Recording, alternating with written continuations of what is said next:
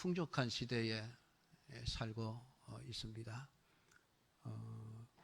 식당마다 가보면은 사람으로 가득 차 있고, 한 해에 먹고 남는 음식 쓰레기만 해도 그 처리 비용만 해도 천문학적인 숫자가 들어가고 있고, 아파트 그 쓰레기장에 가보면은 멀쩡한 것들, 물건들을 버려놓은 것들을 자주자주 보게 됩니다. 저거 쓸만한데 저 아까운 걸 왜 버렸지? 그런 생각이 드는 물품들이 굉장히 많이 나와 있어요. 쓰다가 부서져서 고장나서 못 쓰는 것들도 있겠지만은 한두 번 써보고 그냥 마음에 안 든다고 갖다 버리는 이런 모습들을 자주자주 보게 되어집니다. 아마 그 주인은 내게 이거 더 이상 쓸모가 없다, 필요가 없다 판단되어서 그것을 버렸겠지요. 여러분들은 여러분이 가지고 있는 소유물 중에서 쓸모없는 것들을 어떻게 처리하십니까? 뭐 당근 마켓이라든지 SNS를 통해서 중고 물품 거래도 굉장히 활발하게 많이 되어지고 있는 그런 세계 속에서 우리가 살아가고 있습니다. 그분들은 나름대로 그 물건을 이거는 버릴 필요가 없고 적지만은 가치를 가지고 있다. 누군가가 필요한 사람에게 이것을 주어서 사용하게 하면 되겠다 하는 그런 생각으로 중고 물품 거래들을 하게 되어집니다. 근데 사실 참 버려지는 것들이 너무 많죠. 사람들이 그것을 버릴 때는 조금 더 아깝다는 생각이 없을 것입니다. 아깝다 그러면은 못 버리죠. 이제는 쓸모 없으니까 그냥 이제는 아낌없이 내버리자. 쓸모없는 것들이 자리를 차지하고 있고 그러면은 굉장히 집도 비좁게 되고 거추장스러운 그런 일들이 될 것입니다. 그런데 많은 사람들이 쓸모 있는 것과 없는 것을 판단하는 그 기준이 무엇일까요? 그것은 생활이죠, 생활. 생활을 하는데 필요한 것인가, 필요 없는 것인가 하는 것으로 판별을 하게 되고 필요 없다 하면은 이제 버리게 되어집니다. 자, 그러면은 여러분들이 예수님에 대해서는 어떻게 판단을 하십니까? 오늘 여러분이에게 예수님이 어느 정도의 가치를 가지신 분이십니까? 과연 평생에 없어서는 안 될 귀한 분으로 존재하십니까? 아니면은 있어도 그만, 없어도 그만, 게륵과 같은 존재, 버리려니 아깝고 먹을 것은 없고 이러지도 저러지도 못한 채 여기저기 그냥 발길에 채이는 대로 굴러다니는 그런 정도의 가치를 가진 분으로만 생각하고 있는 것은 아닙니까? 참 우리 예수님이 세상에 오셔서 받으셨던 대우는 쓸모없는 존재로 취급을 받았습니다. 그래서 오늘 우리가 읽은 본문 4절을 보면 사람에게는 버림바가 되었다. 그렇게 말씀을 하고 있습니다. 사람들에게는 버림을 받았다. 그 말은 사람들이 생각할 때에 예수님 필요 없겠다. 없어도 그만이다. 있으면 오히려 거추장스러운 존재가 되겠구나. 많은 사람들이 그렇게 예수님을 생각하고 예수님을 버렸다는 것입니다. 그런데 그 예수님이 하나님에게는 택하심을 입은 보배로운 산 돌이었다라고 말씀을 하고 있습니다. 하나님이 보는 가치와 사람이 보는 가치가 너무나도 달랐던 거예요. 하나님이 우리에게 정말 세상에서는 얻을 수 없는 귀하고 귀한 가치를 가진 예수 그리스도를 세상에 보내주셨는데, 세상은 정작 그 가치를 알아보지 못한 채 에이, 하나님 뭐 이런 거 주시나, 쓸데없는 것, 필요도 없는 것, 있어봐야 그 추상스럽기만 한 이런 걸 왜 주시나, 이건 하나님이 주시는 게 아니야, 아니면 하나님이 뭘 잘못 생각하셔서 잘못된 것을 주신 것이야, 그렇게 생각을 하고 버려버렸던 것입니다. 결국 세상은 진짜 보배를 가지고도 보배를 알아보는 눈이 없었던 것이죠. 하나님이 세상에 보내주신 보배로운 산돌이신 예수 그리스도를 쓸모없는 돌로 취급을 해서 그냥 쓰레기처럼 버렸다라고 말하고 있습니다. 왜 그랬을까요? 용도가 다르기 때문에 그렇습니다. 하나님께서 예수님을 세상에 보내실 때에는 무엇하러 보내셨습니까? 우리의 죄를 대속해서 우리의 죄를 사함받도록 하기 위한 대속 제물로 하나님은 예수 그리스도를 세상에 보내셨습니다. 그러니까 자신이 죄인이고 나의 죄를 대속해 줄 분이 필요하다라고 하는 이 분명한 필요성을 절실하게 느끼는 죄인들에게는 예수님은 진짜 가치 있는 보배로운 산돌일 수밖에 없었습니다. 근데 유대인들에게는 서기관들, 바리새인들, 사두개인들, 레위인들, 율법학자들, 이런 자들에게는 예수님이 쓸모없는 돌에 불과했습니다. 왜냐하면 그들은 자신의 죄를 모르기 때문에 그렇습니다. 자신들이 죄인인 것을 알지 못하니까 죄 용서가 필요 없는 사람들이었습니다. 죄가 없어서가 아닙니다. 죄가 있음에도 자신들의 죄를 깨닫지 못하기 때문에 우리는 대속제물이 필요가 없어. 그들은 하나님으로부터 선택받은 민족이라는 생각이, 우리는 이미 구원받은 자들이니까 더 이상 다른 구원이 필요가 없다라고 생각을 하게 된 것이죠. 그래서 그들에게 필요한 것은 세상에서 영웅적인 일을 해낼 수 있는 위대한 하나의 인물, 그런 인물로서의 메시아가 그들에게는 필요했습니다. 로마라고 하는 나라를 정치적으로 무너뜨리고 이스라엘이라고 하는 나라를 세계를 통치하는 대제국으로 우뚝 세워져 자신들에게 부귀영화를 안겨줄 그런 메시아를 손꼽아 기다리고 있었던 것입니다. 그런데 하나님의 아들이라면서 나타나신 예수 그리스도는 그들이 원하는 메시아가 아니었습니다. 영웅도 아니었고 힘 있는 존재도 아니었습니다. 그래서 그들은 예수님을 필요 없다고 판단하고 아낌없이 버렸습니다.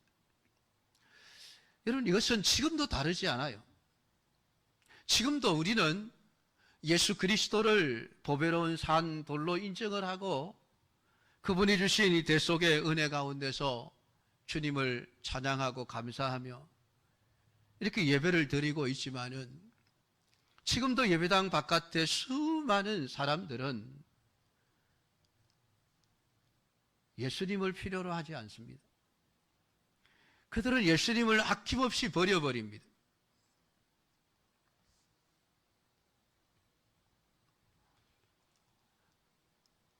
인간의 죄 문제를 해결하기 위해 십자가에 죽으시기 위해서 오신 예수 그리스도를 전하면은 사람들은 십자가에 죽으셨다는 사실에 대해서 부인하지는 않습니다. 많은 사람들이 예수님이 십자가에 죽으셨다는 것은 인정을 합니다. 그리고 많은 사람들이 예수님이 죽으셨던 그 십자가를 마치 승리의 전유물인 것처럼 목걸이도 하고 반지도 하고 액세서리로 하기도 하고 그러면서 살아갑니다. 여러분, 희한하지 않습니까? 오늘 예수님이 세상에 오신 참된 목적은 부인하면서도 예수님을 인정하기는 합니다. 그런 자들이 바라는 예수님은 어떤 예수님일까요? 다른 것 아니죠. 인간이 세상을 살아가는 데 있어서 필요한 먹을 것, 마실 것, 입을 것, 그거 해결해 주는 예수님. 인생을 살아감에 있어서 우리에게 닥쳐올 모든 환난과 고통과 또 모든 재난, 재앙 이런 것들로부터 우리를 안전하게 보호해 줄 그런 예수님을 원하기 때문에 그렇습니다. 그냥 예수님은 우리의 육신의 문제를 해결해 주시기 위해서 필요한 분 정도로만 생각을 하고 있는 것이죠. 모르겠습니다. 다 그렇지는 않겠지만은 마치 십자가를 부적처럼 생각하며 걸고 다니시는 분들도 있더라고요. 우리 기독교 초기에도 참 무서운 일들이 많았죠. 성경책을 베고자 하는 분들이 많이 있었습니다. 그게 마음을 편안하게 해준다고 믿었기 때문이죠. 그러니까 우리 한국 교회, 사실 기독교가 샤머니즘적 요소 너무 많이 결부가 되어져 있습니다. 이거 완전히 씻어내지 않으면은 엉뚱한 기독교로 갈 수밖에 없죠. 많은 사람들이 그저 예수님을 천국 가기 위한 하나의 티켓 정도로만 생각을 합니다. 세상에서 예수님 믿어 복을 받고 좀 괜찮은 삶을 살기 위해서 뭐 예수님 있으면 좋지. 이런 사람에게는 죄 용서를 위해서 십자가에 죽으신 예수 그리스도는 별로 반갑지 않은 예수님인 거예요. 그런 예수님은 우리 필요 없습니다. 그러나 하나님은 여전히 예수님을 우리의 죄 문제를 해결하기 위해서 세상에 보내신, 그래서 그분이 보배로운 산돌이라고 우리에게 말씀을 해주고 있는 것이죠.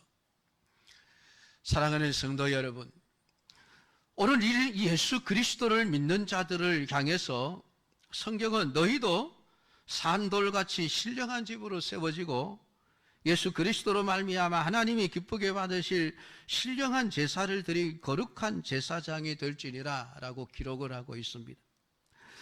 오늘 하나님께 택하심을 입은 보배로운 산돌이신 예수 그리스도를 인정하고 그분을 믿는 사람들을 가리켜서 성경은 너희는 신령한 집이라, 신령한 제사장, 거룩한 제사장이라, 신령한 제사를 드릴 거룩한 제사장이라고 말하고 있습니다.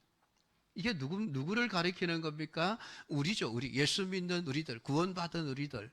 우리가 거룩한 신령한 집으로 세워졌다고 성경은 말씀을 해주고 있습니다. 이 신령한 집이라는 것은 다른 것 아니죠. 고린도전서에서 말씀하고 있는 성령이 거하시는 존, 하나님이 거하시는 성전이라는 의미를 가지고 있습니다.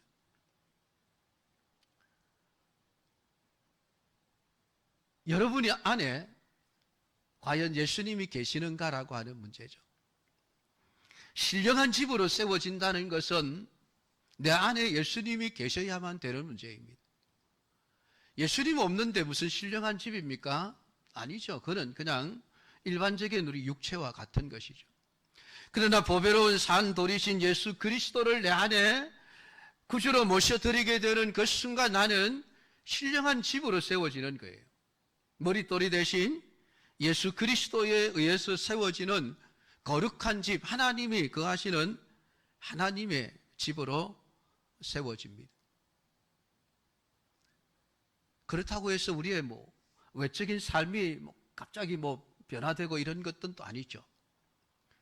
삶은 여전히 세상 사람들의 시각으로 볼 때에는 초라하고 볼품이 없는 존재로 여겨질 수 있습니다.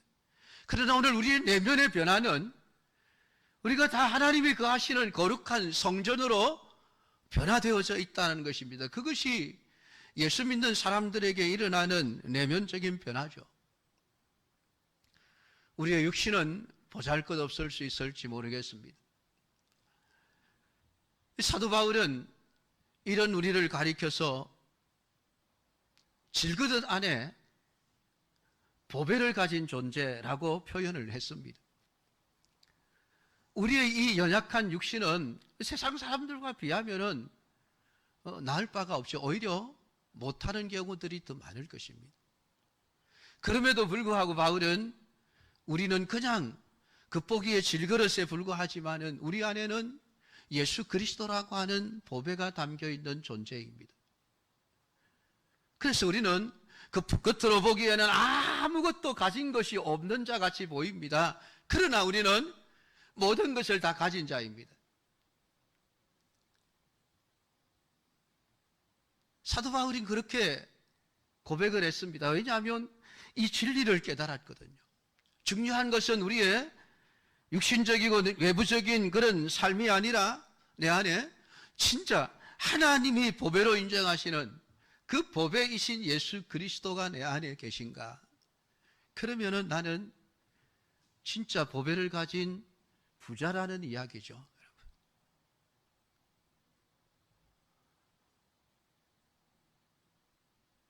길거리를 다니면서 파지를 주어 생계를 유지하는 것처럼 보이는 어떤 노인 한 분이 알고 봤더니 수십억의 재산을 가진 부자였더라. 그런 얘기들을 가끔씩 이렇게 듣습니다.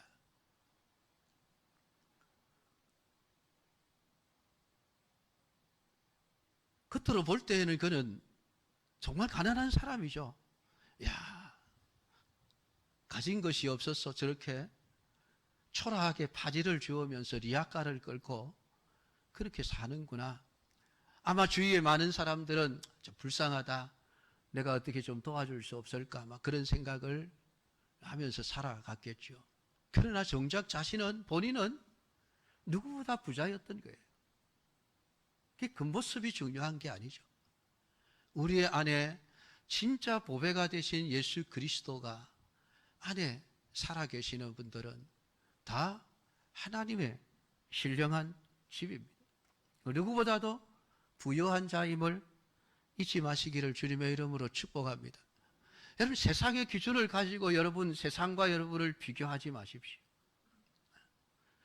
세상은 아무리 좋은 집에 비싼 차를 몰고 다니면서 명품을 걸치고 살아간다 할지라도 그들 안은 죄로 가득 차 있는 존재들입니다. 아무것도 가진 자가 없는 자들이라는 의미죠. 그들을 왜 부러워합니까? 부러워해야 될 이유가 없는 거예요. 내 안에 보배를 가지고 있는 사람은 그 사람들 조금도 부러워지지 않습니다. 나보다 가난한 자들이라고 하는 것을 알기 때문에 그렇죠. 오늘 성경은 예수 그리스도를 모시고 살아가는 모든 성도들은 신령한 집이라 살아있는 돌이신 예수 그리스도와 같이 신령한 집으로 세워졌다라고 우리에게 말씀을 해주고 있습니다. 세상이 부러워할 만한 것을 소유했다고 할지라도 하나님 앞에서 신자의 가치는 그것으로 평가되는 것이 아닙니다.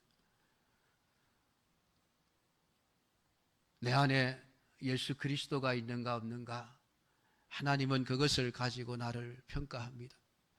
여러분, 교회도 마찬가지죠. 교회도 이런 기준으로 세워져 있는 교회여야만 합니다.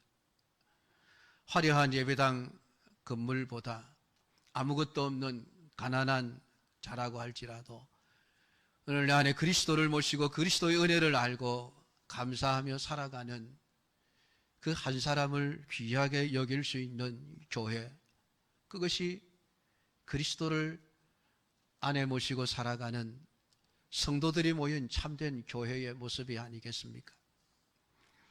오늘 예수님은 잃어버린 양 한 마리를 포기하지 않고 찾아 나서시는 분이심을 우리는 잘 알고 있습니다. 그런 예수님을 믿는 사람들이 세상이 나를 어떻게 평가하는가에 집착한다면 그 사람은 잘못된 신앙의 길을 걸어갈 수밖에 없습니다. 하나님이 나를 어떻게 평가해 주시는가? 중요한 문제죠. 오늘 우리 성도들을 이 베드로 사도를 통해서 세상에서는 나그네라고 말합니다. 나그네라고 하는 것은 가진 것이 적어야 하는 사람이죠. 늘 길을 떠나는 사람들이기 때문에 짐이 많으면 쉽게 이동할 수가 없습니다. 그래서 나그네는 항상 짐이 단촐해야 합니다. 하나님이 이스라엘 백성들에게 왜 하나님의 집을 성막으로 만들라고 하셨을까요? 출애굽에서 가나안을 향해서 가는 이스라엘 백성들에게 성막을 만들어라. 이동을 위한 건물에 불과하죠. 하나님은 콘크리트 건물을 지어라. 그렇게 나그네 인생을 살아가는 이스라엘 백성들에게 그렇게 요구하신 적이 없습니다. 대신에 나중에 나라가 정착이 되고 안정이 되었을 때에 솔로몬에게 성전을 지어라 하실 때에는 진짜 그 고정적인 건물을 지으라고 요구하셨죠. 여러분, 우리 성도들이 세상을 살아가는 동안에는 다 나그네입니다. 진짜 하나님의 성전은 천국에 지어져 있습니다. 하나님의 자기 손으로 지으신 성전이죠. 요한계시록을 읽어보면 하나님이 지으신 성전이 하나님 나라에 존재해 있는 것을 말씀을 해주고 있습니다. 그게 참된 성전이고, 오늘 우리는 이 땅 위에서 살아가는 동안에 우리 안에 예수님을 모시고 살아가는 신령한 집으로서의 삶을 살아가는 것입니다. 그렇기 때문에 외형적인 화려함, 세상적인 부유함, 이런 것들은 그렇게 중요하지 않습니다. 그래서 내가 가야 할 목표, 목적지, 영원한 천국을 향해서 좀 편안하게 쉽게 갈 수 있는 그러한 삶이 되어져야 할 것을 성경은 우리에게 말씀을 해주고 있는 것이죠.